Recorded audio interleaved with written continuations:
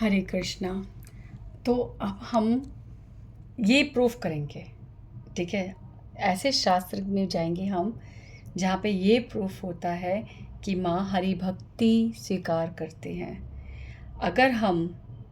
अगर हम जैसे मैंने कल बताया था कि हम समझते हैं कि एक होता है कार्य रूप, एक होता है ओरिजिनल रूप। तो माँ जो संहार करते हुए, चंड मुंड का नाश करते हुए और ऐसे मुंड माला पहने हुए जो दिखती है, ये उनका बाहरी कार्य है, ठीक है। वो ये उनका कार्य है, राक्षसों का संहार करना। पर भीतरी वो क्या है? भगवान की शक्ति जो पूरे संसार में भक्ति का प्रचार करे, हर जीव को भक्ति कराने में, भगवान के चरणों की ओर ले जाने में हम सबकी मदद कर रहे हैं। तो ये उनका ओरिजिनल रूप है। पर ये प्रूफ कैसे होगा? ठीक है, ये प्रूफ ऐसे होगा कि आज मैं आपको बताऊंगी भागवतम की कथा। ठीक है, भागवतम में एक आती है कथा जड़ भरत की। ठीक है, जड़ भरत।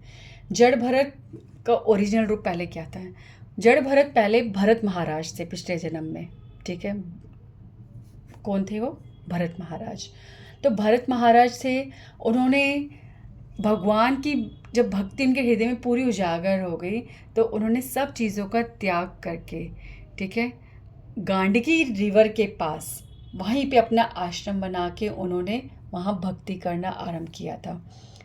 और वो पूरी तरह एंग्रॉस थे भक्ति में। हर समय वो केवल अपने भक्ति में ही लीन रहते थे और इस तरह से उनकी दिन प्रतिदिन भक्ति में वृद्धि हो रही थी।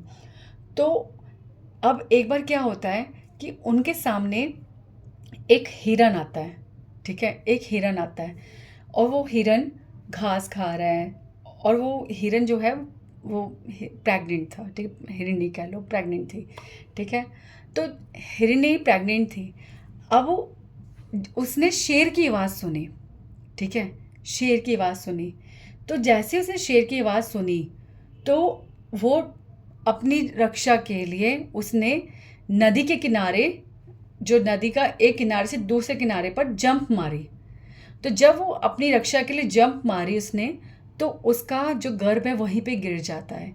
तो उसके छोटा बच्चा जो है वो नदी में गिर जाता है और वो उस तरफ जाती है और ऐसे ही अपने आगे जाके उसको डर के मारे अपना शरीर छोड़ देती है।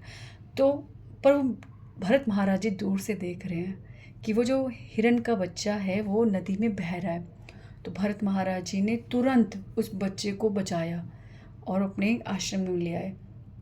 अब भरत महाराज जी ने विचार करा कि इस बेचारे हिरन का क्या होगा, इसकी माँ भी मर गई और चारों तरफ जंगल में खतरनाक जानवर है, इसकी रक्षा कौन करेगा, इसे कौन खिलाएगा, कौन पिलाएगा। ऐसे करते करते भरत महाराज जी उसको प्यार करने लगे, अपने साथ ही उसका लालन पोषण करने लगे। अब भरत महाराज जी जब उसे रखते, अपने साथ रख रहे थे, तो उन्हें इतना प्रेम हो गया था, इतना प्रेम हो गया था। तो यहाँ पे ना एक चीज़ है कि हमारे अंदर ना ममता है, हमारे अंदर बहुत ममता होती है। हम ममता हटा तो लेते हैं सब जगह से, ठीक है, पर कहीं ना कहीं वो इन्वेस्ट हो ही जाती है। जैसे कि आपकी अगर दो संतान है तो कभी आपका बड़े की तरफ होगा, कभी छोटे की तरफ होगा। अगर मैं जो सत्य है सत्य कह रही हूँ, अगर आपके बड़े बच्चे में थोड़ी कमी है तो आपकी छोटी की तरफ ज़्यादा ममता होती है, छोटे में कमी है तो आपकी बड़े की तरफ ज़्यादा ममता होती है। तो ऐसा होता है। और जब दोनों अपने अपने जीवन में व्यस्त हो जाते हैं तो वो ममता आप कहीं और लगाते हो, कि पति पे ममता आ जाती ज़्यादा। मतलब कहीं ना कहीं ममता इन्वेस्ट हम करते ही रहते हैं, पर हमें ये नहीं पता कि ममता एकत्रित करके हमें अपने भजन में लगानी चाहिए। तो कोई नहीं, समय पर अपनी ममता बांटो, पर धीरे धीरे इस ममता को एकत्रित करो अपने लिए, अपने भजन के लिए। तो पर अब भरत महाराज जी ने सब तो त्याग कर दिया, पर उनकी जो ममता है उसको खाने के लिए अब कौन आ गया? वो हिरन का बच्चा। तो अब भरत महाराज जी उस हिरन को इतना प्रेम देते, जब वो सोते तो अपने सीने पर रख के उसको सोते। जब जंगल में लकड़ियाँ चुनने जाते, फल लेने जाते, तो उसको अपने कंधे पर लटकाए रखते कि कहीं भाग ना जाए, कोई उसे खा ना ले, कोई अटैक ना कर दे। हर समय उसको नहलाते, उसको चूमते, उसको फॉन्डल करते हमेशा, इतना प्यार, उसको पैटिंग, अगर वो ख़ारिश करता तो वहीं पे फटाफट फट उसको ऐसे पैटिंग करने लगते कि उसको ख़ारिश ना हो। मतलब इतना गंभीर रूप से उसका ख्याल रखते हैं। तो एक बार क्या हुआ, अब वो है तो पशु और हिरन इतना चंचल गति का, अब वो एक दिन वो भाग गया इधर उधर। अब वो भरत महाराज जी ध्यान कर रहे हैं अपनी भक्ति का, और वो उनको यही चिंता हो रही है कि वो कब आएगा वापस। अभी हो गया, अरे ये क्या, शाम होने वाली है वो अभी तक नहीं आया, रात बीत गई, ये क्या सूर्योदय हो रहा है अभी तक नहीं आया। उनको यही चिंता लगी हुई है कि वो कब आएगा, वो कब आएगा। उसकी याद आ रही है, उन्हें हर जगह हर चीज़ में उसी के दर्शन हो रहे हैं। यहाँ पे वो बैठता है, यहाँ पे वो खाता है, मेरे साथ ऐसे करता है। इतना वो उसके लिए ऑब्सेस्ड हो गए कि उन्हें सिर्फ उस हिरन के बच्चे का ही स्मरण रहा। और उसी समय उनकी क्या आ गई, मृत्यु। उनको आई मृत्यु। तो मृत्यु के समय, ठीक है, मृत्यु के समय हमारे हृदय में जो विचार होता है, जिसका स्मरण होता है, हम वैसा ही शरीर पाते हैं। ठीक है, ये बिल्कुल सत्य है, भगवान ने भगवद गीता में बोला है। ठीक है, और इसका प्रमाण ये है कि जब सती माता ने अपना शरीर त्याग किया था तो वो शिव जी का स्मरण कर रही थी। शिव जी का स्मरण कर रही थी, इसका मतलब ये नहीं शिव जी बन गई, वो शिव जी का स्मरण कर रही थी, यानी कि वो अपने आप को, क्या उन्होंने प्रार्थना की थी कि मैं जन्म जन्म शिव की ही पत्नी हूँ। शिव भक्ति में थी वो, और इसलिए वो अगले जन्म में भक्त और पत्नी के रूप में उन्होंने पार्वती के रूप में जन्म लिया। तो वैसे ही आखिरी समय में हमारे हृदय में जो विचार होता है, हम उस प्रकार का शरीर पाते हैं। तो आप ध्यान रखना क्या है, अगर हमारे घर में कोई कुत्ता है, हम वो आखिरी में उसी के प्रति उसका हमारा संबंध ऐसा कि हम उसी के बारे में विचार कर रहे हैं, तो जो विचार होगा तो हमारा जन्म अगला वो होगा। ठीक है, हमारी 84 लाख योनि उस जन्म से शुरू हो गई फिर। तो इस प्रकार से ये भैया, ये अलग अलग बातें नहीं हैं, ये बिल्कुल शास्त्रिक बात है। ओके, भागवतम, बहुत कथाएं, बहुत शास्त्र हैं ये प्रमाण देने के लिए। कुछ समझना है तो गरुड़ पुराण उठा लो, सब कुछ समझ आ जाएगा, डर के समझना। फिर अभी तो बहुत प्यार से समझा रही हूँ। तो ऐसे हमारे आखिरी समय में अगर हमारे को भक्ति हमारे अंदर होगी, हमें भगवान का स्मरण होगा, तो हमारा विचार क्या है कि हरि भगवान और हम भक्त, तो अगला जन्म भी हमें मनुष्य का, भक्त का मिलेगा। ठीक है, इसलिए भक्ति करना बहुत सेफ है। ओके, बहुत सेफ है। तो एटलीस्ट आप कम से कम परफेक्शन नहीं पाओगे तो कम से कम मनुष्य जन्म तो पाओगे। तो इससे भक्ति करो। यही कहा जाता है, हम लोग जब बड़ों से सुनते हैं या किसी भी संत से सुनते हैं तो ये कहते हैं अपना जन्म सुधार लो, अपना जन्म सुधार लो। तो अब कुछ भी काम नहीं आएगा। पूरे जीवन में जो तैयारी हो रही है वो एंड टाइम पे पता चलती है। तो अब भरत महाराज जी ने पूरे जीवन तो भक्ति करी, पर आखिरी समय किसका विचार हो रहा है, उस हिरन के बच्चे का। तो अब उसी समय उनकी मृत्यु आ गई। ठीक है, मृत्यु आ गई, मृत्यु को तो कोई नहीं टाल सकता। और अब जब मृत्यु आई, जब वो शरीर छोड़ रहे थे, तो उनके हृदय में भगवान का स्मरण नहीं था, भक्ति का स्मरण नहीं था, उनके हृदय में क्या था, हिरन का बच्चा। इसलिए जब उन्होंने शरीर त्यागा तो अगले जन्म में वो हिरन का ही रूप धारण करा। अब वो एक हिरन बने। ठीक है, अब आप कहोगे देखो इतनी भक्ति करके हिरन बन गए, ये होता है, भगवान ने उनका ध्यान नहीं करा। बिल्कुल करा, ध्यान से सुनो कैसे ध्यान करा। भरत महाराज जी जब हिरन बने तो भक्ति के प्रभाव से उनको पूरी तरह से स्मरण था कि वो पिछले जन्म में किस प्रकार से उन्होंने भक्ति करी। वो भरत महाराज थे, आखिरी में हिरन के बच्चे पर उनको मोह हो गया, और मृत्यु के समय भी वो वही सोच रहे थे, इसलिए वो हिरन का जन्म पा के अब उन्होंने जन्म लिया है। तो ये सब उनको स्मरण था। क्या हमारा जन्म याद होता है? नहीं ना। तो यहाँ पे भक्ति जो है, आप चाहे कितनी भी करो, आप कम करो या ज़्यादा करो। जैसे कि भक्ति पे आपने ग्राउंड फ्लोर बना लिया, तो जब अगला जन्म होगा तो आप दोबारा, आपको ग्राउंड फ्लोर नहीं बनाना, आप उस पर फर्स्ट फ्लोर बनाओगे। कहने का मतलब है भक्ति जितनी हुई है उसके अगले जन्म में उसके आगे की भक्ति होगी। भक्ति बढ़ती ही बढ़ती है, ठीक है। ये नहीं कि अगले जन्म में हम दोबारा से वही सब करेंगे। तो अगर इस जन्म में हम जो भी भक्ति में एकत्रित कर रहे हैं, ठीक है, जो भी हमारी भक्ति की संपत्ति इकट्ठी हो रही है, आगे अगर इस बार 100 रुपये जोड़ा है तो अगली बार 101 से शुरू होगा। पर आप अभी जो बिल्डिंग्स बना रहे हो, आप क्लेम नहीं कर सकते कि मेरी ये बिल्डिंग थी, मैं ये ग्राउंड फ्लोर बना के गया था, ये मेरा फ्लोर है, मैं यहाँ पे अब सेकंड फ्लोर बनाऊँगा। बट भक्ति में आप क्लेम करने की ज़रूरत नहीं है। भगवान स्मरण देते हैं, भगवान हृदय में भक्ति जागृत कर देते हैं और भक्त नेचुरली आगे बढ़ता है। जैसे कि कोई व्यक्ति जब भगवान के बारे में सुनता है तो उसको तुरंत विश्वास हो जाता है, और कुछ लोग हैं वही सेम बात सुन रहे हैं पर कोई रिएक्शन नहीं। ऐसा क्यों होता है? ऐसा इसलिए होता है जो पिछले जन्म में भक्ति करके आया है उसको वो बात पिछले जन्म में समझ आ रखी है, इसलिए वो तुरंत विश्वास कर लेता है। पर जिसने पिछले जन्म में कुछ किया ही नहीं तो वो इस जन्म में मेहनत करेगा, उसे समझेगा, उसका अनुभव करेगा, तब जाके उसका विश्वास जन्म लेगा।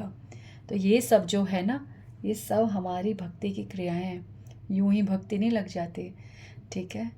तो अब भरत महाराज जी को याद आ गया, ठीक है, वो हिरण को याद आ गया कि भरत महाराज था। तो उन्होंने क्या करा, वो उसी जगह पे, उसी आश्रम में गांडीकी रिवर के पास गए और उसी आश्रम के पास ही रहने लगे। वहीं स्नान करते, वहीं रहते, वहाँ पे पुलिस से मुनि सब थे, उन्हीं के आश्रम के पास वो रहते और निरंतर मंत्रों का उच्चारण सुनते थे और उनके हृदय में भक्ति जागृत होती रहती थी। मतलब हमारा शरीर कोई भी हो, पर भक्ति हम कैसी भी शरीर में कर सकते हैं अगर भगवान की कृपा हो। इसलिए तो भक्त जो कहता है भगवान से, भगवान मुझे किसी भी योनि में डालो, ठीक है। भक्ति विनोद ठाकुर ने भजन में बोला है, कीट जन्म हऊ यथा हऊ तुआ दास, बहिर्मुख ब्रह्मा जन्मे नाही मोर आश। भक्ति विनोद ठाकुर जी कहते हैं कि मुझे ब्रह्मा जी की, ठीक है, ब्रह्मा जी का जन्म भी नहीं चाहिए, ब्रह्मा जी का शरीर भी नहीं चाहिए, मेरे को कीट जन्म दो, मुझे कुछ भी जन्म दो, किसी भी योनि में डालो भगवान, पर जिस भी जन्म में मैं हूँ मैं आपकी ओर ही देखो, मेरे हृदय में आपकी भक्ति हो, फिर मुझे कोई भी शरीर दो, कोई चिंता नहीं। तो अब हिरण के रूप में भरत महाराज जी अपनी भक्ति को प्रोग्रेस करते रहे और आगे जाके उन्होंने अपना शरीर छोड़ा वहाँ पे। अब जो अगला जन्म उन्हें मिला, ठीक है, अब वो अगला जन्म जो मिला उन्हें फिर से मनुष्य जन्म मिला और अब वो बने जड़ भरत। अब उनका ओरिजिनल जो यहाँ इस टाइम का जो जन्म था उसमें उनका नाम था जड़ भरत। जड़ भरत क्यों था? वो अंगीरा जो है उस डायनेस्टी में उन वहाँ पे जो अंगीरा जी का जो चल रही थी डायनेस्टी, वंश चल रहा था, उसमें उन्होंने जन्म लिया था और वो ब्राह्मण पुत्र थे और उनके पिताजी उनको बहुत संस्कार देते थे, बहुत कुछ सिखाते थे।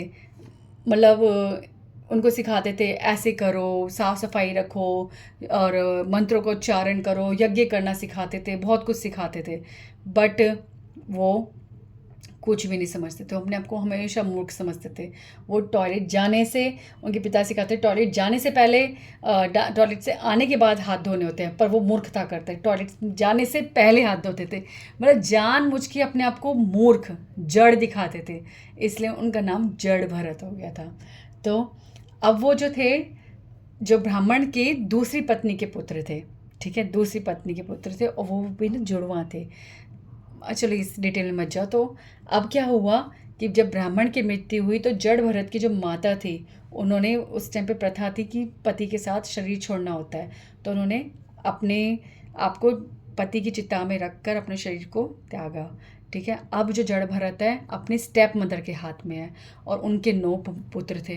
अब 9 के 9 पुत्र, जड़ भरत की कोई चिंता नहीं, कुछ नहीं, कुछ भी देते, कभी जला हुआ खाना, कभी वो जो होता है ना, जो हमारा ये पॉट होता है, जो घड़ा होता है, उसमें जो खाना बनता था उसमें चिपका होता था, आज इतना ही बचा, इतना ही खा ले, जो देते जड़ भरत बड़ी प्रसन्नता से खा लेते। अब वो क्या कहते, ये तो कुछ भी करने योग्य नहीं है, इसको तो कुछ भी नहीं आता, इसे तो कृषि कार्य भी नहीं आता, पंडित तो ब्राह्मणों का कार्य करना तो दूर की बात है। एक काम करते हैं, इसको ना खेतों में ही रखते हैं, ये कम से कम खेतों की रक्षा तो करेगा। कोई जीव जंतु, कोई जो पक्षी है वो हमारे खेतों को नुकसान ना पहुँचाए, तो वहीं पे उनकी खटिया डाल देते हैं और वो वहीं पे रहते हैं, वहीं रक्षा करने में लगे रहते हैं। तो अब क्या होता है, काली माता के जो भक्त हैं, ठीक है, जो काली माता के वो तामसिक पूजा में लगे होते हैं, ठीक है, तामसिक पूजा, बलि चढ़ाना और ये सब करना। आपको ऐसा लगता है ना काली माता बहुत प्रसन्न होती हैं, बलि मांगती हैं, आज भी होता है, आज भी होता है, लोग करते हैं। तो आपको ऐसा लगता है कि काली माता प्रसन्न होती है। तो अब ये सुनो, तो ऐसे ही एक ना डेकॉइट था, ठीक है, एक वो था, डाकू था, उसके कोई संतान नहीं होती, उसको पुत्र चाहिए था। तो उसने क्या करा कि वो चाहता था कि ऐसा नर पशु मिले, नर पशु मतलब होता है कि ऐसा नर हो जो किसी काम का ना हो, किसी के काम का ना हो, जो मूर्ख हो, इस तरह का नर पशु मिले और उसको पशु की तरह उसको काली माता के सामने उसकी बलि चढ़ाई जाए। तो नर पशु ढूंढ रहे थे। तो ऐसे ही वो जो डाकू है वो ढूंढ रहे, बलि का समय था, उनके हाथ में कोई लगा था पर वो भाग गया था, तो इसलिए वो डाकू के डर से किसी को ढूंढ रहे थे फटाफट कि कोई मिल जाए तो हम अपने सरदार को खुश करें। तो उन्होंने देखा जड़ भरत खेतों पे सोए हुए हैं, ठीक है, और वो उसको उनको उसी जो खटिया उसी के समेत उठा के ले गए। और जड़ भरत कोई रिएक्शन नहीं, क्योंकि वो अंदर से तो भक्त थे ना। उन्होंने समझ आ गया कि सब कुछ भगवान पे है, सब कुछ भगवान की इच्छा से, और भक्त पूरी तरह भगवान पे निर्भर होता है, कुछ रिएक्शन नहीं करता। अब आप जब पिछली बार मैंने कुछ बैक टू बैक बोला था कि मूर्ख बन के रहो, तो मूर्ख बनने का मतलब ये होता है कि आप सब कुछ भगवान पे छोड़ दो।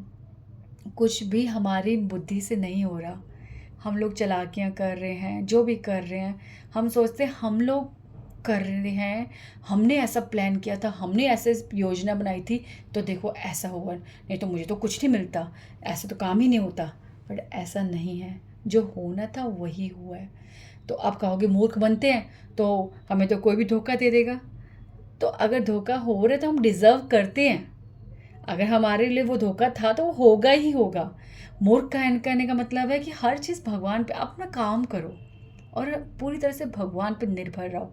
तो जड़ भरत है, पूरी तरह से वो भक्ति में प्रोग्रेस कर रहे हैं, और जितना भक्ति में हम बढ़ते जाते हैं उतना हम भगवान की इच्छा पर निर्भर होते जाते हैं। उन्हें समझ आ जाता है कि अब हमारे बस का कुछ नहीं है, अरे सब कुछ तो भगवान कर रहे हैं, हम करने वाले कौन है। तो सब कुछ भगवान पे छोड़ के बिल्कुल निश्चिंत रहते हैं, उन्हें तो सिर्फ हरि नाम ही भाता है और कुछ नहीं समझ आता। तो अब जड़ भरत क्या हो रहा है पता नहीं, उनको इतने अच्छे से भोजन कराया जा रहा है, नए वस्त्र पहनाए गए, उनको नहला के नए वस्त्र पहनाए, इतना सुंदर बना रहे हैं, उनके वो सर पे सिंदूर लगाया जा रहा है और उनको तैयार किया जा रहा है, और वो उनको कुछ नहीं पता, कोई विरोध नहीं कर रहे हैं। अब उनका सर वहाँ पे बलि के स्थान पे पहुँचा, उनका सर ऐसे झुका दिया और वो बिल्कुल इतना शार्प चाकू, जिसे छूते किसी का अंग कट जाए, ऐसा शार्प चाकू लेके बस वो उनकी गर्दन काटने ही वाला था डाकू, कि उसी टाइम काली माता साक्षात प्रकट हुई और अपने जो उनके सारे जो अष्टभुजा है उसमें जितने शस्त्र हैं, एक एक शस्त्र से सारे डाकुओं को मार डाला और कहा कि मूर्खों, बलि चढ़ा के तुम्हें लगता है मैं प्रसन्न हो रही हूँ, मैं इन सबसे प्रसन्न नहीं होती, मैं तो केवल हरि भक्ति से प्रसन्न होती हूँ। और तुम जिसको मार रहे हो वो मेरे स्वामी का भक्त है, वो हरि भक्त है, वो वैष्णव है। इतना बड़ा अपराध, कब से देख रही हूँ कि तुम्हारे को कुछ बुद्धि आए, पर तुम तो इतनी वासना में लिप्त हो कि तुम्हें यही नहीं पता कि तुम्हारी माँ किससे प्रसन्न होगी। और इतने क्रोध में माँ यूं धड़ धड़ धड़ धड़ काट रही है और उन्हीं के रक्त का, अपने उनके जो डाकू मरे उनके रक्त का पान कर रहे हैं। तो इतना भयानक वेश, इतना घोर क्रोध उन्होंने दिखाया। तो यहाँ पे प्रूफ होता है कि माँ हरि भक्तों की सदैव मदद करती हैं, हरि भजन करने वालों की मदद करती हैं, उन्हें हरि भक्ति बहुत प्रिय है। तो ये कथा ये प्रूफ करती है। ठीक है, तो जो भी बातें हो रही हैं ये मन धड़ंग नहीं है, ये मन धड़ंग नहीं है, ये सब सब ये सब भक्ति की है बातें। तो है तो बहुत कुछ, आई डोंट नो क्या क्या बता सकती हूँ आपको। तो माँ की कृपा महसूस करो, माँ को प्रसन्न करो, चैंटिंग करो, आप जो करते हो आप करो, बहुत हृदय से करो, बिना भय के करो। हर चीज़ माँ स्वीकार करती है, बस ईमानदारी से, बहुत इच्छा से, बहुत दिल से करो, फोर्स में मत करो, परेशान होके मत करो, उसमें आपकी रुचि नहीं है तो मत करो उसे, हृदय से करो जो करना है, वह मत लाओ। और माँ आपसे नाराज़ होगी अगर आप चैंटिंग करते हो, आप किसी और की पूजा करते हो, आप होता है ना मंदिर में जब किसी और देख लो, अरे अरे वो नाराज़ हो जाएंगे, उनको नहीं देखा, इनको नहीं देखा, ऐसा नहीं होता। ये सब ना हमारी मूर्खताएं हैं, हमारे वहम हैं। जब तक हम इन वहमों से मुक्त नहीं होंगे ना, तब तक आप समझ लो हम भक्ति नहीं कर पा रहे हैं।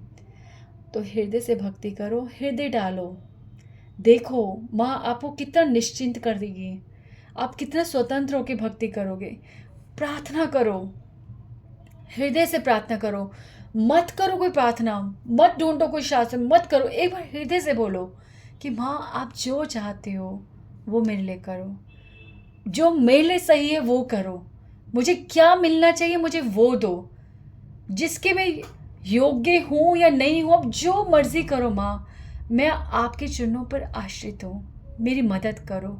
जीवन का लक्ष्य क्या है, जीवन में मुझे क्या करना है, कैसे करना है, उसका निर्णय आप करो माँ। इस प्रकार से माँ के चरणों में प्रार्थना करो, फिर देखो उनको स्वतंत्र कर दो अपना कार्य करने के लिए। मत करो हस्तक्षेप, मत मांगो उनसे ये सब इधर उधर का, जो आपको मिलना वो मिलेगा ही, मत मांगो उनसे, तो बस भक्ति मांगो कि माँ मुझे भक्ति दो, वो भक्ति दो जो आप स्वयं करते हैं, मुझ पे कृपा करो। हरे कृष्णा, जय माता दी।